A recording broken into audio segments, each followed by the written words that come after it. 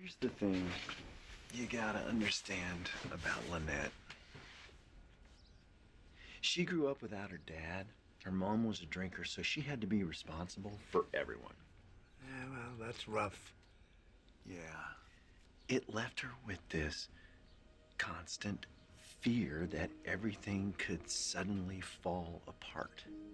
And that's why she needs to control everything. So, a lot of people hate Lynette Scavo, but not me. Personally, I think she's actually one of the more compelling characters of Desperate Housewives as a whole. I totally understand why this character leaves a bad taste in people's mouths. There are many episodes of this show where I completely sided against Lynette and felt she was entirely in the wrong. She steps over the line, exhibits toxic behavior, and is often extremely aggressive, but I still don't hate her. It's very hard to get me to hate a character in the first place. I don't even hate Susan Meyer, which says something, and that video is coming soon, even though I'm sure everybody will despise it. Especially since I feel the show did an incredible job characterizing her as a full person, including her severe flaws, and that she does develop into a different person by the end of the series, and is also played by the incredibly talented Felicity Huffman, who definitely aids in the understanding as well. Lynette goes through some of the most intense trials of any of the housewives, and still manages to keep herself in check and come out on top. You need to start fighting this thing. I'm doing the best I can. Oh, not even close. Hell, Lynette, you are the strongest person I know. You're even stronger than me.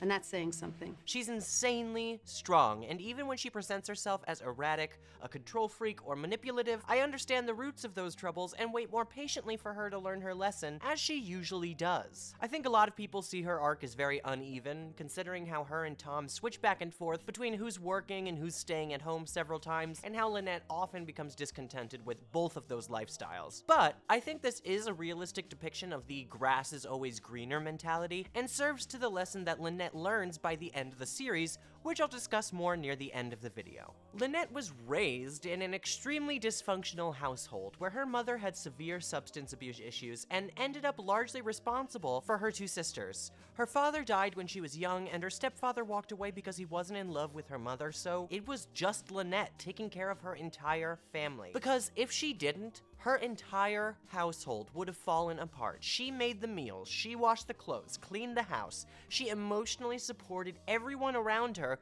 because she needed to, or her entire life would have ground to a halt. This sense of needing control, of needing everything to go as expected, to be planned, only carried on further into her adult life, and eventually grew and grew as her responsibilities did, adding a husband, 2 twins, and then 3 more children. As a result, Lynette begins this series extremely dissatisfied with her life. She states in flashbacks later on in the series that she has an entire plan for how her life will turn out before she has those children, and she didn't intend to let anybody get in her way. But after 4 kids and repeated tries to go back to work, as we see in the Eli Scruggs episode, she feels beaten down. She feels that she's lost every bit of control she once had, and is destined to only make breakfast and do laundry for the rest of her life. It's quite the existential crisis, and one that has left her emotionally exhausted, to the point where she acts out in extreme ways, which is where a lot of these mistakes that Lynette makes come from. Like when she tanks Tom's promotion to ensure that he won't be spending too much time away from the family.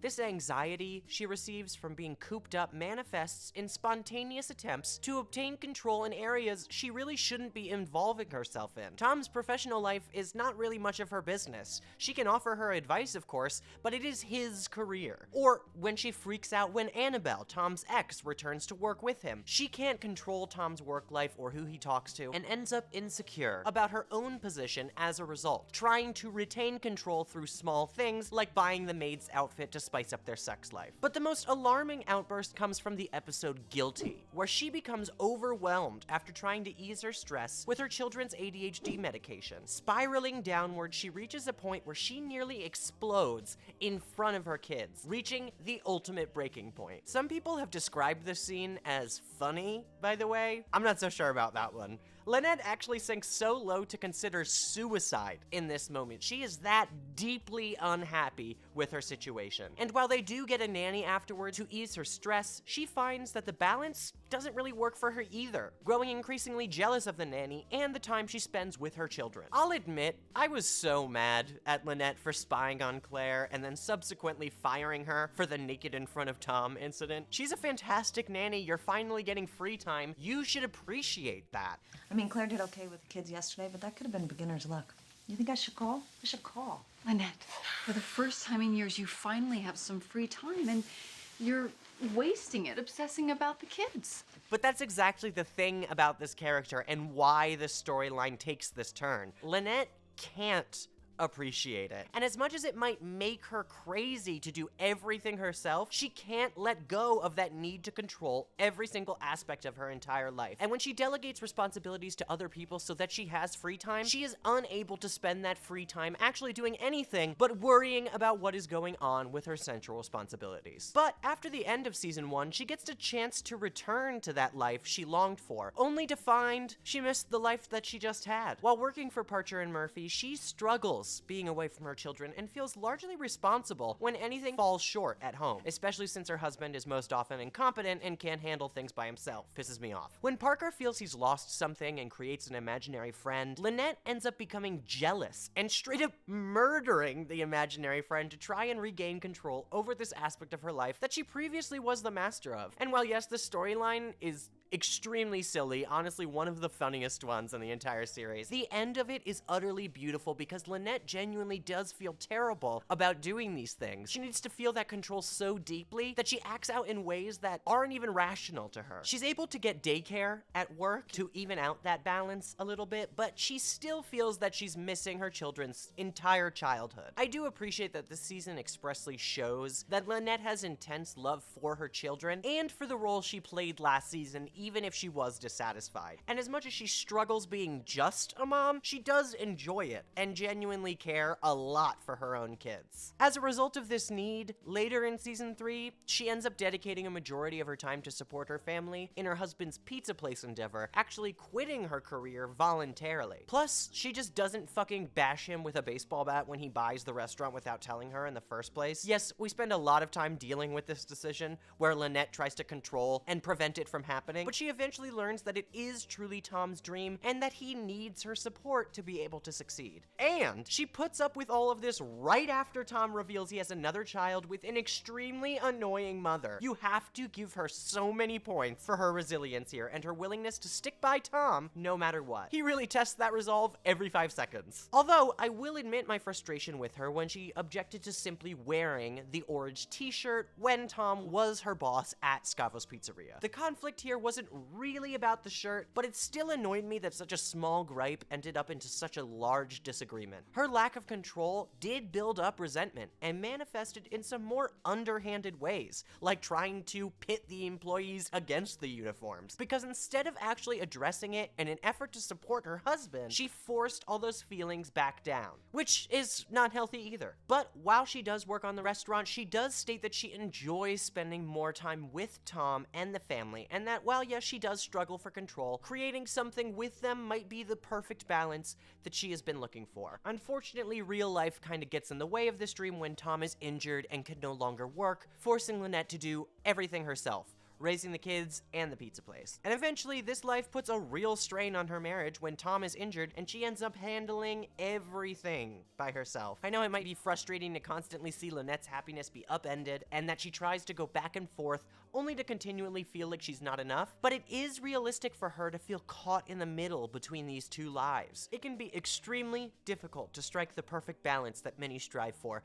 and when you achieve it, it doesn't always last forever. There will be obstacles, things that make you question whether or not you've made the right choice in the first place, but you need to be able to be sure enough of your decisions to get through them, and not question and look at what would my life be like if I did this, like Lynette does every time there's an issue. And that's exactly what happens with Rick, a new employee who ends up flirting with Lynette and earning her affection. It's funny, I actually don't see many people blame her for her emotional affair with Rick, citing the fact that Tom was an absolute nightmare as a primary reason for this straying, obviously not a justification. As I just stated, she never actually cheats with Rick, but he does wound her marriage severely. Because Lynette flirted back. She flirted with this idea of a different life. What if she chose the wrong man? What if that's why her life is so miserable now? What if she could be happier with this other guy? And while she doesn't let herself make any crucial errors, she does immerse herself a bit too far in this fantasy. It's the only thing at this moment that she can control, the only choice she gets to make, while the pizza place, her children, and her injured husband suck out all of her energy and joy. However, one of the periods where Lynette learns the most is when she's diagnosed with lymphoma soon after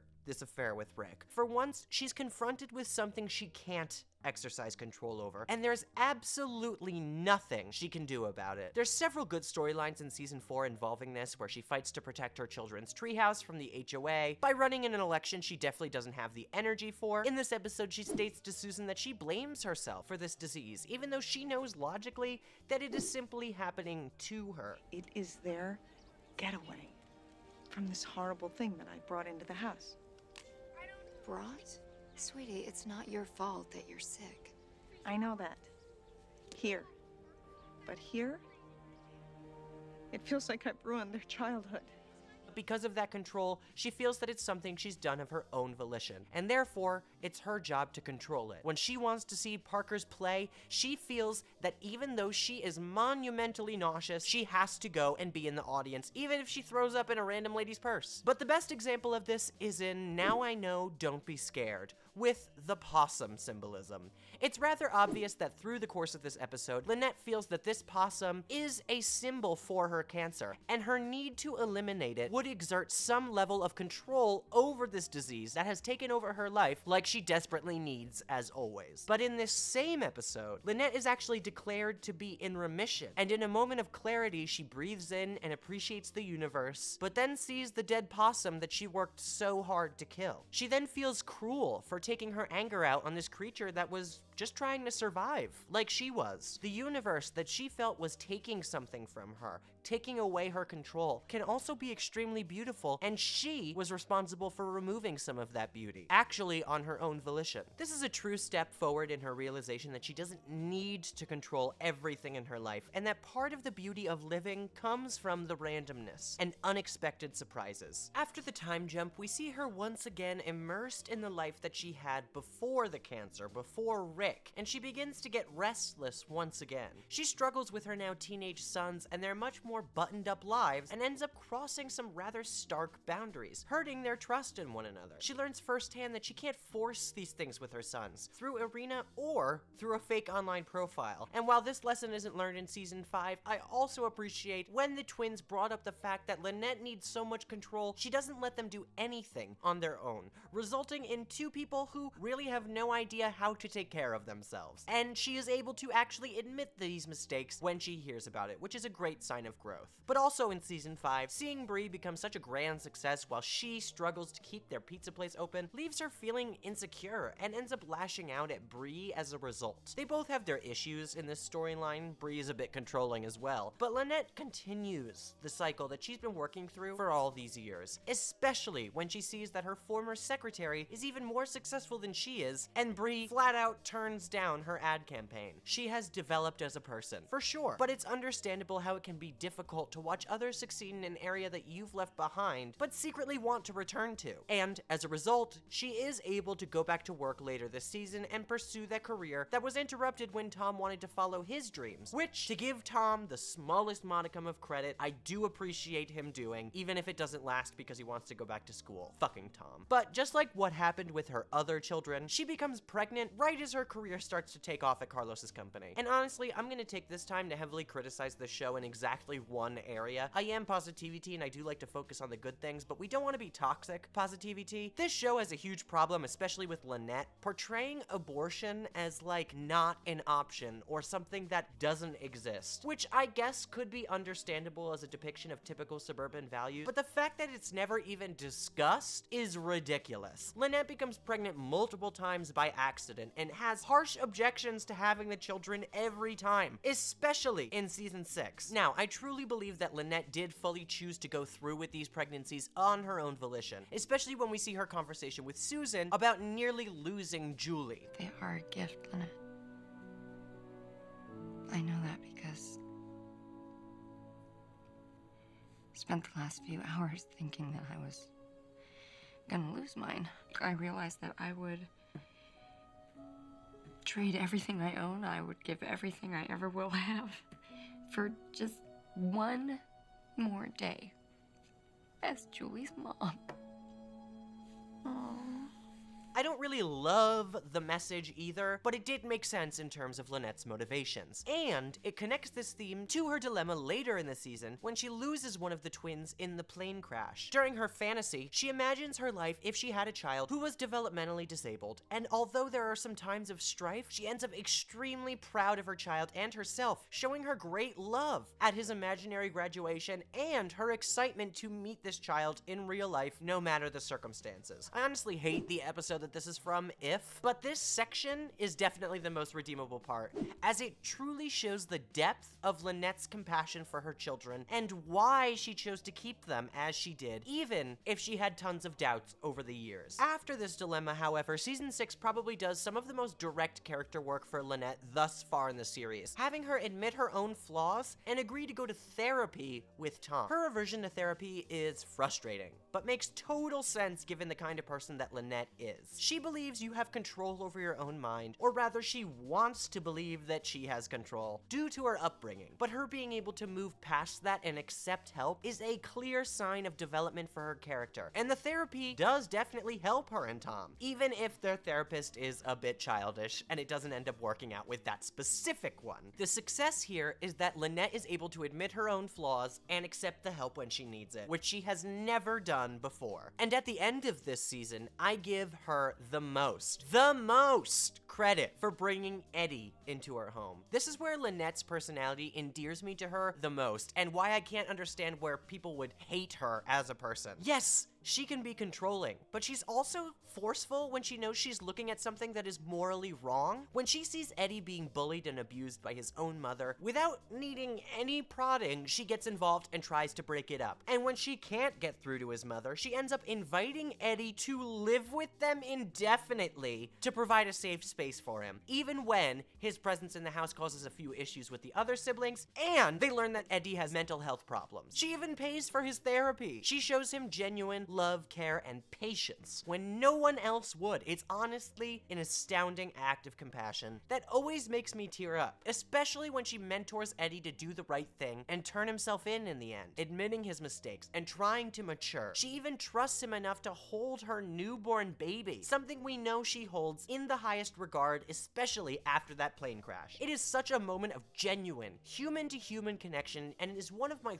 favorite parts of Lynette's arc. The amount of empathy you need to have to be able to accomplish something like this is unbelievable. But seasons 7 and 8 are really where Lynette goes through the most change, as her marriage with Tom gradually dissolves due to that constant conflict and controlling attitude that she employs. I think Lynette, at this point, has learned to accept her role as a mother and wife, as she steps away from Carlos's company and spends more time with the baby. This is a choice that many criticize, and one that I agree kind of comes out of nowhere, especially after her insistence to return to that job in season 6. But I will say, I do think it shows how far she's come, especially after that work she did in season 6 with the therapist. She does truly want to spend more time with her child and chooses to do so on her own because she was able to work through that need to return back to work with her therapist in pretty much their first session, honestly. Maybe a little bit unrealistic, but I still appreciate it as a way to show how effective therapy can be. But this doesn't mean that Lynette is done growing as a person. I feel like a lot of people and TV show characters expect them to learn a single lesson and then never make mistakes in that area again. But realistically, we're all people, and we definitely have ups and downs. Once we learn something, it's not as if we learn a strict rule that we're always going to follow forever. We learn when we're kids that lying is wrong. You're still probably going to do it. The point is that she is trying to grow. And yes, she has learned these lessons and can use them to reflect upon later on. Personally,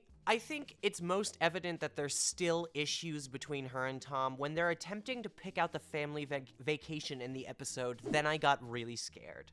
Lynette is comfortable in her position as head of the household, yes. But whenever Tom encroaches on that territory, as she sees it, she gets rather defensive. I was frustrated with her when she started trashing the Hawaii trip with these ridiculous situations in order to gain the upper hand. Just let the kids pick. And Renee's entrance is a reminder to Lynette that she can't control her husband, and that rejecting his emotions and forcing him in a direction can lead to resentment, even if Renee having dinner with Tom was over the line, especially, you know, given their history. Given our history. But like the weed, the depression, the new job, Lynette really lords over Tom this season, I will say. She doesn't appear totally dissatisfied with her life, but she can't help herself from prodding to make it more perfect. It's never enough for her, which is where her development is able to continue. But when they're apart, Lynette gets a better opportunity to look at the reasons why Tom was growing tired of her, and they couldn't find a way out of that rough patch that they were in. And while she still does make mistakes, dating Tom's boss probably being mistake numero uno, in an effort to compete with Tom and ultimately control her divorce, as she tries to control every aspect of her life, in the end, she does learn to let go of it. Part of this comes from her sister, Lydia, showing up and teaching her that she is better and she can change. I'm pretty sure this is as good as it gets. No, Lynette, no, because you recognize your problem now. One of the most important lessons for people think they are stuck in their ways, I just made a BoJack video about this, is to know that that is not stagnant. If you know what your flaws are and you truly want to change, you can put in the effort and succeed in that area. It's not impossible. You are not stuck as the current person you are. And Lydia conveying this to Lynette was so important for her development going forward in season 8. One of the more egregious moments of Lynette's mistakes in season 8 was definitely her turning their own daughter Penny against Tom and his new girlfriend Jane. But a lot of people are really ready to blame her heavily for this without realizing the extensive steps she took to fix it. I appreciate her walking back everything she said and contextualizing the conflict between her and Tom as just their conflict, not a problem that Tom has with Penny or their family in general, and that while she was complaining to her earlier, she was trying to control her. Admitting that and being honest about her mistakes is a really important part of growing, even if she still does make the mistakes. She admits it and works to correct it, bettering herself in the process, resolving to be better next time. Even though we see it's extremely difficult for her emotionally, she's willing to take on that pain and work to be